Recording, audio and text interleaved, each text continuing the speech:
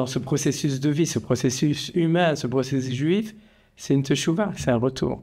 C'est le retour à la Torah, le retour à quelque chose qui est profondément leur identité de Neshama, c'est le retour à la terre d'Israël, c'est le retour à l'histoire d'Israël, c'est le retour à un vécu présent, et ils le vivent et nous on le vit avec eux, c'est vraiment quelque chose d'extraordinaire. La réponse, moi à l'époque, c'était il vaut mieux être un très bon noachide qu'un mauvais juif. Je veux être enterré avec mon peuple, c'est qui je suis. Je veux que les prières, elles soient récitées sur moi. Ils prient tout le temps. Quand je les amène au Beddin, je dis oh là là, mais à côté d'eux, moi, on m'aurait pas converti, quoi. Vous connaissez le Rav Menachem Ackerman et sa femme Manou. Ils sont responsables de l'Ulpan de conversion à Jérusalem. On est ravis de les accueillir. Salut Menachem et salut Manou. Bonjour Cathy. Vous n'êtes pas venus tout seul, vous êtes venus accompagnés de Laure Attab. Bonjour. Bonjour. Voilà. Et Clément Pinard. Bonjour. Bonjour. Un parcours toujours très émouvant pour tout le monde. Mais juste avant de leur donner la parole, est-ce que, Menachem, tu peux nous rappeler, en gros, quel est le but de cette Ulpan de conversion ? Et comment ça fonctionne ? Parce que c'est assez particulier quand même. D'accord. Il faut tout d'abord rappeler que le système en Israël de conversion, qui a été instauré depuis de longues années, depuis l'Aliyah des Juifs de Russie, en gros, c'est un système qu'on appelle Ulpan, comme l'Ulpan d'hébreu, mais c'est Ulpan de conversion. Donc, c'est un apprentissage très intensif et qui dure sur un an, ce qui est très court pour un apprentissage de conversion. Il faut être en Israël. Oui, dans le principe, il faut être en Israël. Il y a une cinquantaine d'ulpanim dans toutes les langues, y compris l'hébreu en Israël. Et nous sommes apparemment le seul ulpan en français. Si on veut se convertir en Israël, en français, vous êtes l'adresse. En tant qu'ulpan. Bien sûr. Ce qu'on a en plus de spécial, c'est que depuis le Corona et depuis celui qui nous a transmis Rabbi Michael Ben Admon, l'ulpan fonctionne au niveau des cours en Zoom. Et ça permet une très grande souplesse au niveau des gens. Comme on est le seul, on peut avoir des gens qui habitent loin, comme à Eilat, on peut avoir des gens qui décident, mais que jusqu'à ce qu'ils réussissent à arriver en Israël, ça peut prendre quelques mois. Donc ils commencent avec nous en septembre l'apprentissage, mais ils rejoignent, ils deviennent israéliens. On les présente devant le Beddin pour tout le processus devant le Beddin, en décalé éventuellement de quelques mois. Oui, parce qu'il faut être au moins 10 mois en Israël pour pouvoir se convertir. Entre le début et la fin, il faut au moins 10 mois, et bien entendu, être prêt, être apte, être un candidat qui désire de faire le pas réellement. Est-ce que, Clément, c'est ça qui t'a séduit, cette espèce de facilité, on va dire ? Oui, ça m'a beaucoup intéressé, le fait qu'il y ait une certaine souplesse sur notamment l'arrivée et le départ. C'est-à-dire les cours qui sont en Zoom, ça fait une vraie différence. Et puis le fait d'être en Israël aussi, ça change tout parce que c'est la deuxième jambe. C'est-à-dire qu'il y a la partie religion, mais il y a la partie peuple. Et là, en étant en Israël, on vit cette partie-là qui est essentielle. Voilà, et tu sais de quoi tu parles parce que je crois que pour toi, tu as découvert très tardivement que ton père était juif. Tu n'en avais aucune idée puisque c'était un lourd secret de famille. Et ça a dû bouleverser toute ta vie, quoi. Oui, ça a été un choc, quelque chose d'assez surprenant. Au moment du décès de ma grand-mère, j'ai 18 ans et on l'enterre dans un carré juif. Je me pose la question de qu'est-ce qui se passe, pourquoi on est là. Et je n'ai jamais entendu même dire le mot juif de ma vie, parler du judaïsme, ou évoquer une fête ou évoquer Shabbat ou quoi que ce soit. Tu connaissais même pas de juif d'ailleurs ? Non. Ça a démarré un questionnement profond, long, qui m'a pris donc presque 2 décennies. 20 ans presque pour décider finalement de passer le pas. On va bien sûr en reparler. Comment on fait quand on n'est pas juif, quand on a un papa juif ou qu'on a personne de juif et qu'on veut se convertir ? Est-ce qu'il y a certaines règles à remplir ? Pour ceux qui ne sont pas du tout juifs, c'est un peu plus compliqué parce que le Misrad Apnim le ministère de l'Intérieur ne reçoit pas les non-juifs si facilement. C'est-à-dire que contrairement à ceux qui ont un parent juif, donc le père juif en général, et qui ont droit à la loi du retour, donc l'ouverture de dossiers, le Misrad Apnim, le ministère de l'Intérieur les reçoit assez facilement, et l'ouverture de dossiers au Beddin, qui est la première rencontre, ouverture de dossier, elle se passe aussi, on va dire, facilement. Alors que pour ceux qui n'ont pas du tout de père juif, alors à ce moment-là, c'est plus compliqué. Ils passent par le Misra d'Apnim, par une vada particulière. Ça peut prendre entre 4 et 5 mois jusqu'à ce qu'ils reçoivent une réponse comme quoi ils ont le droit de rester en Israël et d'avoir la carte d'identité israélienne. Et c'est seulement à ce moment-là qu'ils commencent à pouvoir ouvrir leur dossier au Beddin. D'accord. Alors vous, Menachem, vous acceptez tout le monde ou il faut de préférence un parent juif? On accepte tout le monde. Juste quand quelqu'un a un parent juif, on sait que le processus va être facile et on prévient les autres que ça va être beaucoup plus difficile. Et deuxièmement, on accepte tout le monde, mais on a toujours la vue sur ce qu'a dit Clément. C'est-à-dire que même si les gens viennent de France sans savoir forcément complètement cette corrélation entre Israël et la Torah et le judaïsme, mais nous, dans notre vision, on veut quand même accepter des gens qui sont candidats ou qui comprennent déjà que pour eux, devenir juif, c'est revenir en Israël. Et vivre ici. Faire son alia, etc. Qui ont droit à la loi du retour baptisé de la famille, ou des gens qui sont complètement, disons, non juifs d'origine, mais qui sont aussi attirés par l'islam. Ok, alors, vous, ça a dû être une grosse galère de prouver votre judaïté, puisqu'il n'y avait pas de papier, pas de ketouba, il n'y avait rien. Mais vous, par contre, ça a été plus facile, on va dire, puisque votre papa est juif et que c'était, on va dire, tout à fait normal chez vous. Vous êtes même, on peut dire, issu d'une famille pratiquante. C'est ça. Ça paraît un peu fou, mais c'est vraiment pratiquante, alors que votre maman n'est pas juive. Non, on était vraiment pratiquants. Bien évidemment, pas au niveau de Menachem et Manu, mais on a toujours fait toutes les fêtes, tous les kidouches, on n'a jamais raté quoi que ce soit. De toute façon, on n'avait pas forcément le droit de faire autrement. Parce que votre père était très observant. Parce que mon père était très strict, surtout, par rapport à tout ce qui est religion, etc. Donc, on a toujours grandi là-dedans. On était dans une communauté juive, donc on a toujours pratiqué le judaïsme à notre niveau. Bien sûr, bien sûr. À notre niveau, mais ma maman est complètement juive dans son esprit, mais pas du point de vue halakha, pas du point de vue de la loi juive. Malheureusement. Vous le saviez depuis toujours. Qu'est-ce qui vous a poussé à faire une telle démarche et pourquoi maintenant? Alors, j'ai toujours su, ça va paraître peut-être bizarre ce que je dis, mais j'ai toujours su que j'étais juive. Contrairement à Clément qui l'a appris très tard, nous on a toujours vécu en tant que juifs. C'est-à-dire que notre plus grosse fierté, c'était d'être juif. Il faut dire aussi que tu as grandi en banlieue, tu as beaucoup souffert de l'antisémitisme, sans l'être. Ça devait être compliqué, mais peut-être que pour toi... En fait, moi, je ne considérais pas que je ne l'étais pas. Et ça m'a coûté cher, mais je ne regrette pas parce que finalement, c'est ce qui m'a poussée à en apprendre toujours plus sur le judaïsme, sur la Torah.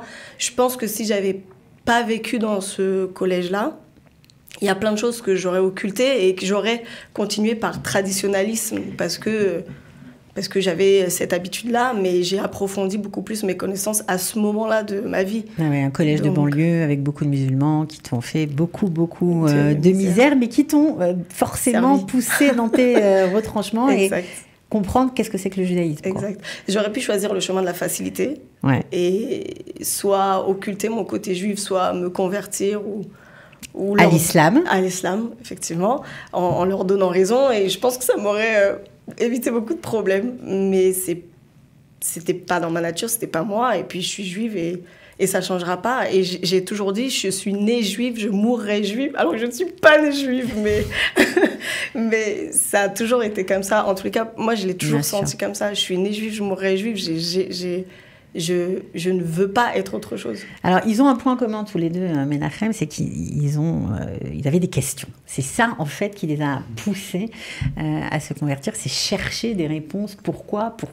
Et à la fin, ils arrivent chez vous. Est-ce que c'est commun à tous les participants, ça, ce désir de comprendre qu'est-ce que c'est que le judaïsme? J'ai l'impression que oui. Je pense profondément que chacun l'exprime autrement et souvent, quand à la première ou la deuxième rencontre, je demande de raconter le parcours, il dit « je ne peux pas expliquer ». En fait, qu'est-ce qu'ils ne peuvent pas expliquer? Ils ne peuvent pas expliquer ce qui semble très profondément, complètement irrationnel, que leur neshama est juive, donc ils veulent revenir à la maison. Et nous, quand on arrive ici, ils arrivent en Israël, il y a toutes les écorces qui tombent petit à petit. Et tu vois que ce processus, c'est comme une coquille qui se casse, et autour, et le poussin qui sort, et leur neshama s'éveille, et on le voit, c'est extraordinaire. Ils ont beaucoup changé, Manou, depuis qu'ils sont arrivés? Oui, ils changent tous énormément, mais je dois dire que Laure et Clément, c'est vraiment... entre les personnes que j'ai rencontrées au mois de juillet quand ils sont arrivés et ceux que je vois aujourd'hui, j'arrive même pas à croire. Ça me donne chaque fois la chair de poule de penser à tout le parcours qu'ils ont passé et on est tout le temps là et on les accompagne, mais c'est eux qui se transforment complètement. Ils apprennent l'ivrite, ils étudient mais tellement sérieusement, c'est incroyable. Ils prient tout le temps. Enfin, quand je les amène au Beddin, je dis oh là là, mais à côté d'eux, moi, on m'aurait pas converti, quoi. Ça fait du bien de prier, Clément? Ah oui, ça fait. C'est un moment pour se ressourcer. C'est un moment de connexion et puis c'est de là devient une grande partie de la souffrance, la déconnexion. C'est-à-dire que donc de prier en soi-même, c'est soulagement. C'est une partie de la réponse. Donc des choses que pourrait rajouter Menachem sur la question.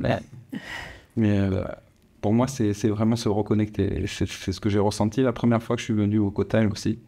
C'est quasiment il y a 10 ans, jour pour jour. Et en fait, j'étais comme sur un aimant. C'est-à-dire je n'arrivais pas à m'en décoller. Et c'était un moment très très intense. Alors à l'époque, j'avais pas vraiment moi ce qui était nécessaire pour mener à bien un processus de conversion, mais c'était vraiment un moment intense. La kippa que j'ai sur la tête, je l'ai achetée à ce moment-là d'ailleurs. C'est ce moment-là qui a fait que tu t'es dit, finalement, j'ai beau tourner autour du pot depuis 20 ans, il faut que je passe le pas?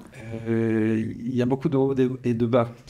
Oui, bien sûr, j'imagine. On avance, puis des fois, il y a des moments de doute, et puis donc il y a des remises en question. Donc, mais ça, c'est des moments sur lesquels de profonde connexion, c'est des moments intenses. À l'époque, je vivais à New York et à Brooklyn. J'avais la chance d'avoir beaucoup de ressources sur ces questions-là. Et donc... la réponse, moi, à l'époque, c'était il vaut mieux être un très bon noachide qu'un mauvais juif. Donc, reste tel que tu es et continue de pratiquer cette loi noachide. Ça suffit. Par rapport à 613 000 votes, je veux dire, objectivement, qu'est-ce qui nous pousse à faire ça? Rien. On se rend compte qu'on est toujours un peu déconnecté. On cherche sa place dans le monde, c'est ça? Je cherchais ma place dans le monde. J'étais ni à ma place dans le monde, il me manquait quelque chose, mais terriblement. C'est-à-dire que vraiment, c'est le moment qui définit tout. Peut-être c'est le moment en Kotel, et juste avant, l'année qui a précédé, quand je suis allé, j'habitais à l'époque à Brooklyn, et j'habitais à un quart d'heure à pied de 770. 770 Eastern Parkway, rien de connu, je pense. Ouais. Et en fait, moi, je savais pas du tout ce que c'était. On me dit, mais t'as de la chance, t'habites juste à côté, et tout le monde était persuadé que j'étais juif. C'est-à-dire que quand ils me voyaient et que je leur donnais mon adresse, ils disaient « Ah ben génial, on a... » Et donc j'ai tout de suite été accueilli. Alors il a fallu expliquer, il a fallu leur dire que non, je n'étais pas vraiment lui, mais que ça m'intéressait. Et tu as eu des mains tendues sur ton chemin là-bas? Énormément de mains tendues. Et la première, c'était peut-être pour... je garde un souvenir extraordinaire de l'allumage de bougies de Hanouka, la 5e bougie de Hanouka à 770. Mais je pense que n'importe quelle personne qui est étrangère au judaïsme ne comprend pas ce qui se passe. C'est quoi ce moment? Et peut-être un pas de recul, alors que moi, au contraire, j'ai voulu vraiment me plonger à l'intérieur de... T'étais émerveillé? J'étais émerveillé, c'était un moment extraordinaire. Alors toi, alors, c'est assez édifiant quand même, parce que tu as 6 frères et sœurs, donc vous êtes 7 dans la famille. Tu es la seule à faire le pas de venir en Israël pour te convertir. Qu'est-ce qui a été l'élément déclencheur pour toi?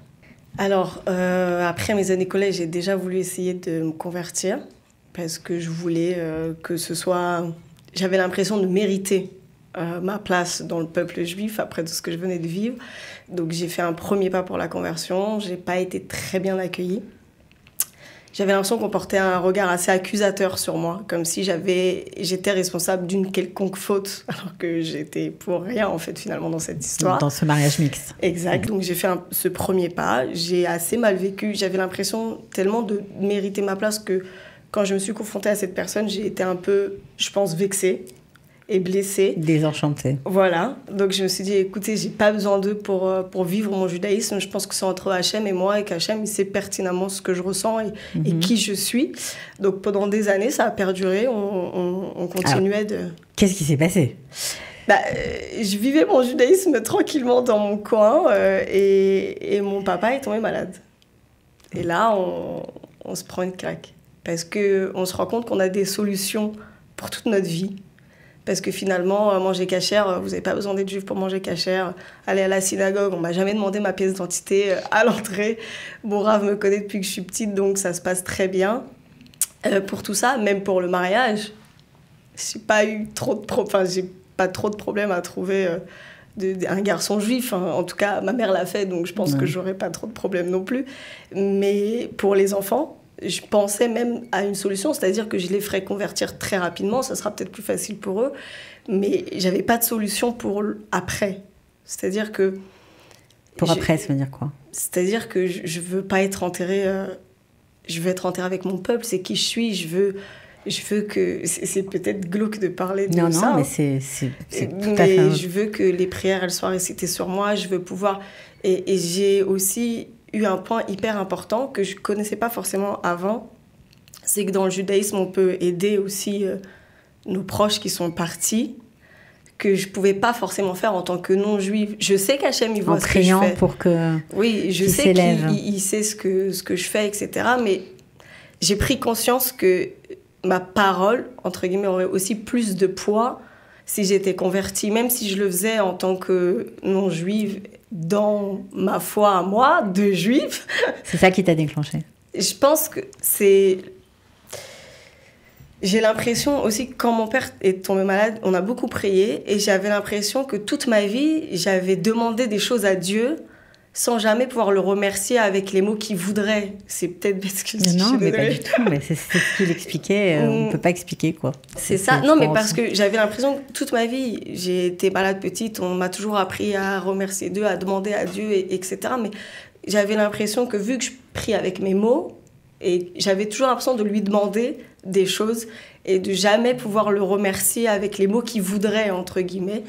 Donc j'ai commencé à plus m'intéresser à la prière juive, comme c'est écrit, parce qu'on allait à la synagogue étant plus jeune, mais on est 5 filles, une maman, donc quand on montait à la synagogue dans l'espace femmes, on parlait un peu plus qu'on priait, donc on n'a jamais vraiment appris les tfilotes correctement.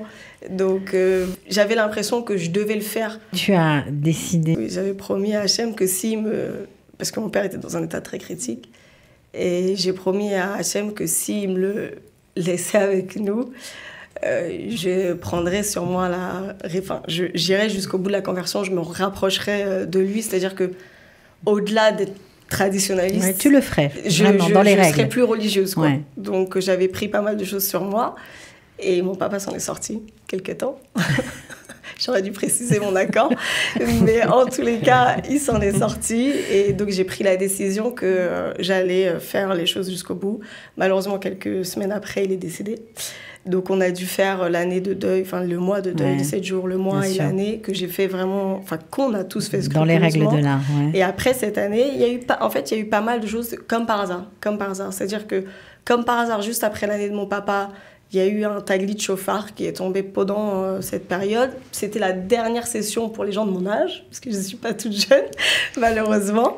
Donc, je me suis inscrite. J'ai rencontré là-bas des gens qui m'ont aidée à pouvoir mener à bien ce processus. En dehors de ma famille, je n'avais aucune personne juive autour de moi. Tous mes amis sont musulmans ou quelques chrétiens, mais je n'avais pas du tout vers qui me tourner, à part mon Rav, mais qui m'a retournée vers le consistoire de Paris.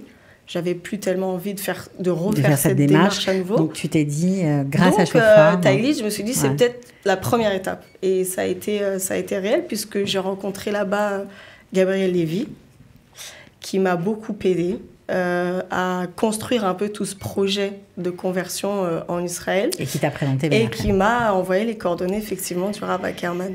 C'est drôlement émouvant, hein, tout ça. Je ne sais pas comment vous tenez, parce que j'imagine que voilà, le groupe, vous êtes au moins une vingtaine, il y a au moins une vingtaine de personnes, vous n'êtes pas tous les deux, il y en a plusieurs. S'ils ont tous des histoires aussi chargées, c'est dur. Ouais, on ne tient pas tellement. Menachem pleure beaucoup. Moi, je fais beaucoup à manger, donc je grossis beaucoup. Donc, on ne peut pas dire que ça nous tient jeunes. Mais tout le temps, quand les gens me demandent, je dis tout le temps qu'on a énormément de chance. On a énormément de chance de rencontrer ces gens-là, de faire ce travail. Parce que c'est vrai que eux, ils viennent et Menachem leur amène toute la connaissance et toute la lumière de la Torah. Mais la lumière j'ai pas d'autres mots, j'aime pas trop parler comme ça, mais de leur neshamot, pour moi, c'est émouvant tous les jours, quoi. C'est-à-dire, je pourrais écouter toute la journée, et c'est un peu ce qu'on fait leurs histoires. Ouais, bien sûr. Ouais. Alors, Menachem, est-ce qu'ils sont sérieux aussi? Parce que tout ça, ça c'est la volonté, mais concrètement, ils sont sérieux dans l'étude? Ils sont hyper sérieux. On les amène justement, ils ont un examen. Ils ont 3 fois un examen. Au début, ils ont beaucoup de matière à apprendre aussi. Ils ont énormément de choses. Et même les Dayanim, quand on les amène, ils sont je ne peux pas publier pour nous. Non, mais c'est vrai, ils sont ils disent combien ils sont sérieux dans la connaissance, parce qu'il faut... Et des fois, je me dis, mais nous, on a grandi là-dedans, mais tu donnes en 1 heure, tu donnes des dizaines de choses, et si tu ne leur as pas dit, ils ne savent pas. C'est quelque chose qui n'existe pas. C'est une lourde responsabilité. Non, je ne le sens pas comme ça. Ni Manu, je crois, on le sent plutôt comme disons, on le vit, c'est extraordinaire, on aime ça. On aime être avec eux, les aider, les voir avancer, les entraider, parce qu'on essaie aussi de les aider de manière périphérique. C'est ça qui était extraordinaire, c'est que c'est pas seulement l'ulpan de conversion, il y a toute la vie qui va autour. Vous avez fait des nouveaux copains, vous avez rencontré des gens qui vous aident, des perspectives de travail, il y a plein de choses qui se mélangent, quoi. En fait, j'ai eu la chance que le Rav Ackerman, quand je l'ai eu au téléphone dans les premiers temps, m'ait conseillé d'aller à l'Ulpan Etzion. Donc c'est ce que j'ai fait. Et je le remercie infiniment parce que c'est une super expérience. Moi, j'ai toujours eu l'habitude d'être en minorité, partout où j'étais. J'étais la seule juive. Et je suis maintenant entourée de plein de juifs, tous plus extraordinaires les uns que les autres, de mon âge ou plus jeunes, malheureusement.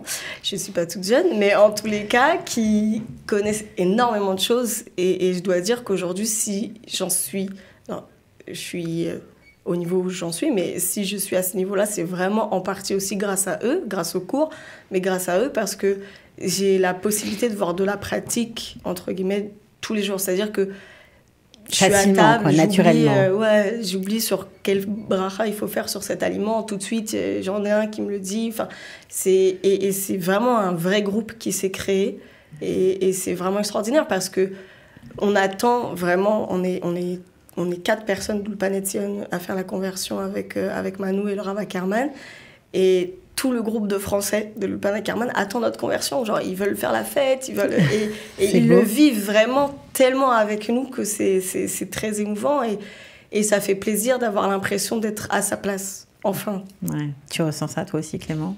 Oui, absolument, même si c'est un petit peu différent. Ouais. C'est-à-dire que je suis encore plus âgé que Laure.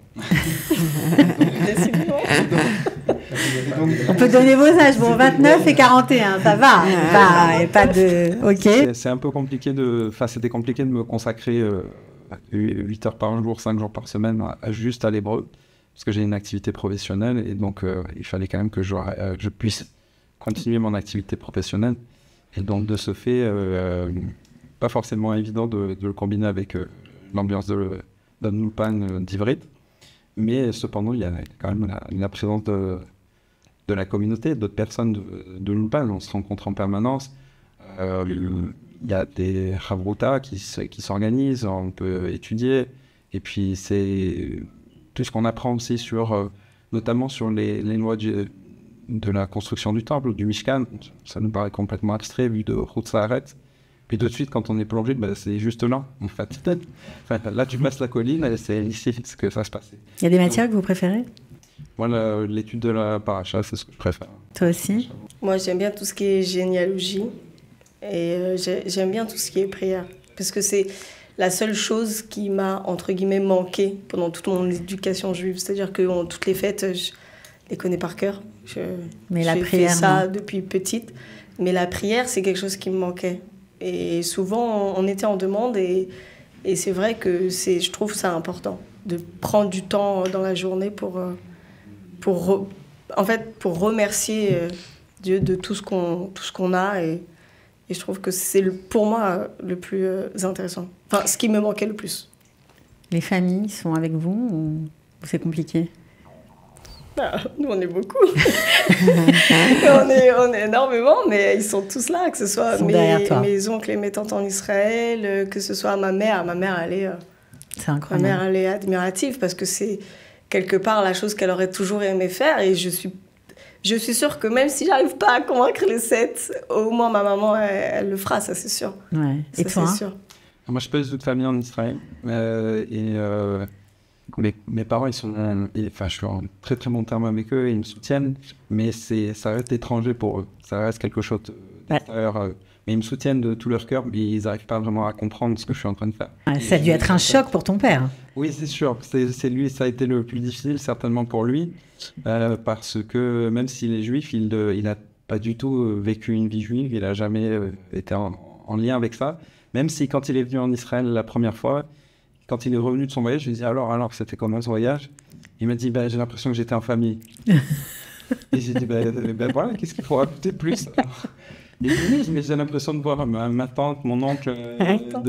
C'est fou. Bien sûr. Mais c'est vrai que ça ne lui évoque pas plus que ça. C'est-à-dire que peut-être qu'il changera d'avis, peut-être que ça grandira pour lui, évidemment. Mais ça reste oui, quelque chose duquel il est séparé. Enfin, il se sent séparé. Bon, alors on espère que tout ça, tous ces liens comme ça coupés vont grâce à la conversion Menachem qui aura lieu, je crois, pour eux au mois de juillet, c'est ça? Si tout se passe bien? Tout va bien, oui. Si tout va bien?